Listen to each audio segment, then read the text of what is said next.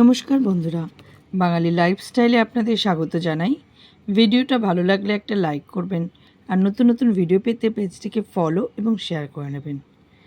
আমাদের প্রত্যেকেরই রোজ রোজ একঘেয়েমি খাবার খেতে কারোরই ভাল লাগে না, নয় লুচি, নয় পরোটা, নয় রুটি। তাই আজকে বাড়িতে তৈরি করে ফেললাম সয়াবিনের রোল। তো এর জন্য আমরা প্রথমে আগে সয়াবিনগুলোকে একটুখানি গরম জল দিয়ে আগে ভাপিয়ে নিয়েছি এবং জলটা পুরো ছেঁকে আমরা তুলে রেখেছি।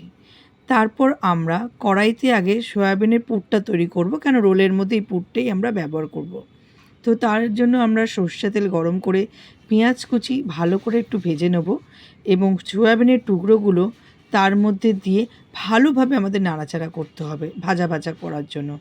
এরপর যে মশলাগুলো আমরা অ্যাড করব, সামান্য হলুদ গুঁড়ো, নুন, আন্দাজ মতো লঙ্কার গুঁড়ো, টমেটো কেচাপ এবং আমরা কাশ্মীরি লঙ্কা গুঁড়ো চাইলেও আপনারা দিতে পারেন, বা কাঁচা লঙ্কা কুচি। ভালোভাবে কষিয়ে নেব। আর কিন্তু আমরা জল কিন্তু অ্যাড করব না, কারণ যেহেতু পুরটা পুরোটাই শুকনো হবে। আর অন্যদিকে আমরা ভালো করে ময়াম দিয়ে আগে আমাদের পরোটাটা মেখে নিতে হবে। তারপর লেচি কেটে গোল গোল পরোটার আকারে ভালো করে আমাদের খাস্তা করে ভেজে নেব পরোটাগুলো। এবং পরোটাগুলো ভাজা হয়ে গেলে তার মধ্যে পুরগুলো আমরা রোলের মতো এক সাইড দিয়ে দিয়ে নেব।